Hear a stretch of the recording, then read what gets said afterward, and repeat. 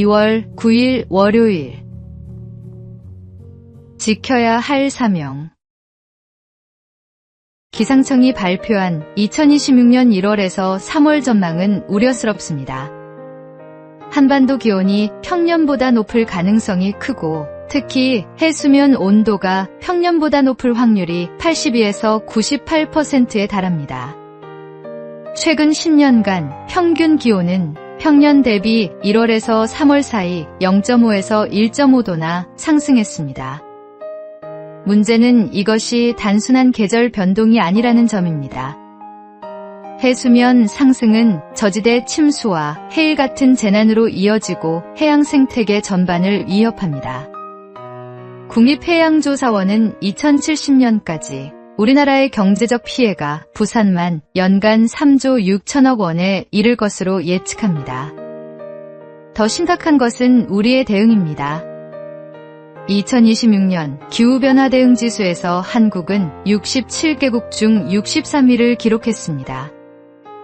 세계 10위권 경제 대국이 기후 대응에서는 최하위권에 머물러 있습니다. 창세기는 하나님께서 인간에게 땅을 경작하며 지키게 하셨다고 기록합니다. 여기서 지킨다는 것은 단순히 사용하는 것이 아니라 보존하고 돌보는 책임을 의미합니다. 하나님께서 창조하신 이 땅을 잘 관리하는 것은 선택이 아닌 사명입니다. 우리가 물려받을 다음 세대를 위해 그리고 창조주를 향한 책임으로 지금 행동해야 합니다. 오늘의 말씀. 여호와 하나님이 그 사람을 이끌어 에덴 동산에 두어 그것을 경작하며 지키게 하시고. 오늘의 만나. 하나님께서 맡기신 창조 세계를 지키는 것은 믿음의 실천입니다. 작은 실천부터 시작해 보시기 바랍니다.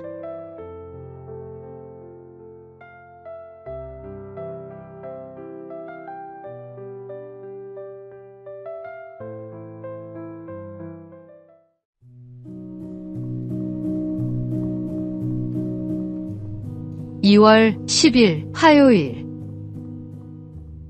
행복한 가정의 원칙. 한 가정상담 전문가가 수십 년간 행복한 부부들을 관찰하며 발견한 원칙들이 있습니다. 그는 사람들의 만족감은 대부분 가정생활에서 유래한다고 말합니다. 행복한 가정을 위해서는 함께 있는 시간이 필요하고 부부는 서로에게 솔직해야 하며 위기가 닥쳤을 때 같은 관점을 가지려 노력해야 합니다. 특히 눈여겨볼 점은 이것입니다. 부부는 자기의 욕구보다 배우자의 욕구를 우선해야 한다. 그리고 잘못된 것을 지적한 만큼 잘된 것은 칭찬해야 한다. 이는 비난보다 격려가, 요구보다 배려가 관계를 더 건강하게 만든다는 의미입니다. 성경은 남자가 부모를 떠나 그의 아내와 합하여 둘이 한 몸을 이룰지로다라고 말씀합니다. 한 몸이 된다는 것은 단순히 함께 사는 것이 아니라 서로를 이해하고 존중하며 상대방의 필요를 내 것처럼 여기는 것입니다. 완벽한 가정은 없습니다. 하지만 서로를 향한 사랑과 신뢰를 조금씩 쌓아갈 때 우리는 하나님께서 원하시는 행복한 가정에 가까워집니다. 오늘의 말씀. 남자가 부모를 떠나 그의 아내와 합하여 둘이 한 몸을 이룰지로다. 오늘의 만나. 오늘 가족에게 비난보다 격려를, 요구보다 배려를 먼저 실천해 보시기 바랍니다.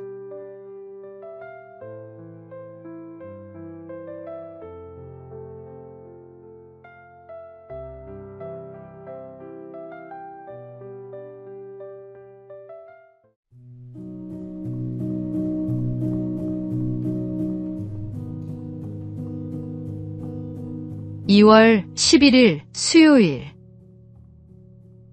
준비된 사랑. 울산의 한 식당에서 아르바이트하던 고등학생 2명이 80대 손님의 생명을 구했습니다. 대송고 2학년 윤재준 군과 화암고 2학년 문현서 군은 식사 중 갑자기 의식을 잃고 쓰러진 손님을 발견했습니다. 주변 사람들이 모두 어쩔 줄 몰라 하는 상황에서 두 학생은 침착하게 손님을 눕히고 기도를 확보한 뒤 심폐소생술을 시행했습니다. 2분 후 손님은 의식을 되찾았고 119 구급대가 도착해 병원으로 이송했습니다. 윤 군은 어려서부터 아버지를 따라 심폐소생술을 10번 가까이 배웠다. 학교 안전 교육도 도움이 됐다며 실제 상황에서 당황하지 않고 대처해서 기쁘다고 말했습니다. 평소의 준비가 위급한 순간에 생명을 살립니다. 성경은 내 이웃을 내 자신같이 사랑하라고 말씀합니다.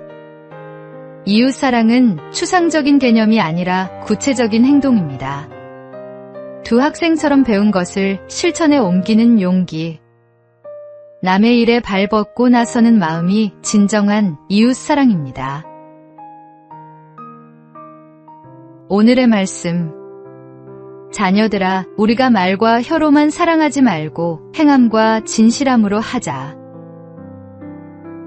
오늘의 만나, 오늘 누군가를 위해 내가 준비할 수 있는 것이 무엇인지 생각해 보시기 바랍니다. 작은 준비가 큰 사랑이 됩니다.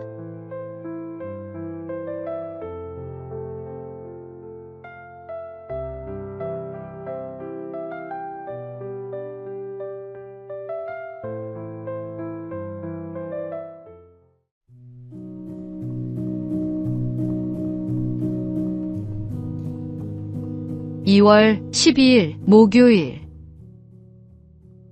내 안의 메마름. 어느 한 사람의 고백입니다. 내 마음이 메마를 때면 나는 늘 남을 보았습니다. 남이 나를 메마르게 하는 줄 알았기 때문입니다. 그러나 이제 보니 내가 메마르고 차가운 것은 내 속에 사랑이 없었기 때문입니다. 우리는 문제가 생기면 습관처럼 남을 먼저 봅니다. 외로움을 느낄 때 남이 나를 버렸다고 생각하고, 불평이 쌓일 때 남이 나를 불만스럽게 한다고 여깁니다. 기쁨이 없을 때는 남이 내 기쁨을 빼앗아갔다고 믿습니다. 하지만 진실은 다릅니다. 메마름도 외로움도 불평도 기쁨 없음도 모두 내 속에 사랑이 부족했기 때문입니다. 예수님께서는 어찌하여 형제의 눈 속에 있는 티는 보고 내 눈 속에 있는 들보는 깨닫지 못하느냐고 말씀하셨습니다. 다른 사람을 판단하기 전에 먼저 자신을 돌아보아야 합니다. 내 마음이 주님의 사랑으로 채워질 때 비로소 다른 사람도 따뜻하게 볼 수 있게 됩니다. 내 안에 사랑이 없으면 세상 모든 것이 차갑게 보입니다. 오늘의 말씀, 어찌하여 형제의 눈 속에 있는 티는 보고 내 눈 속에 있는 들보는 깨닫지 못하느냐. 오늘의 만나, 오늘 하루 남을 탓하기 전에 내 마음을 먼저 살피는 시간을 가지시기 바랍니다. 주님의 사랑으로 채워지시길.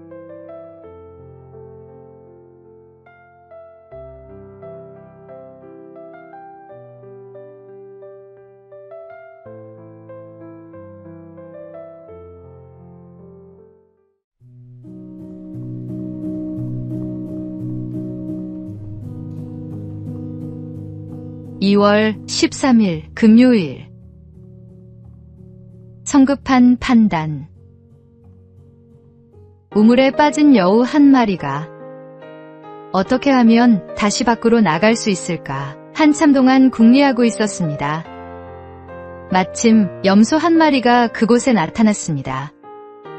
염소는 목이 말라 여우에게 그 물은 맛이 있는지 또 충분히 있는지를 물었습니다. 여우는 자신이 위험에 빠져 있다는 것을 감추고 대답했습니다. 여보게, 어서 내려오게. 이 물은 아주 좋아서 나 혼자 마시기 아까울 정도야. 또 너무 많아서 다 마실 수도 없을 지경일세. 그 말을 듣고 염소는 군말 없이 뛰어들었습니다. 그러자 여우는 염소의 뿔을 이용해 재빨리 밖으로 뛰어나왔습니다. 그리고는 염소에게 말했습니다. 자네에게 그 턱 수염의 반 정도만 되는 지혜가 있었다면 뛰어들기 전에 좀 더 조심했을 걸세. 빨리빨리에 익숙한 우리는 모든 일을 처리하는데 근시안적 안목을 갖고 있습니다. 하지만 미래를 내다볼 때 이것은 위험한 습관입니다. 성급한 판단은 돌이킬 수 없는 결과를 초래합니다. 쉽게 다른 사람의 꾀에 넘어가지 않으려면 한 번 더 생각하는 지혜가 필요합니다. 하나님께서 주시는 분별력으로 오늘 앞에 닥친 하루를 넘기기보다는 1년 뒤, 10년 뒤를 내다보는 안목을 가져야 합니다. 오늘의 말씀.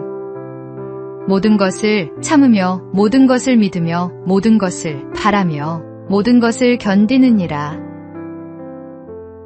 오늘의 만나.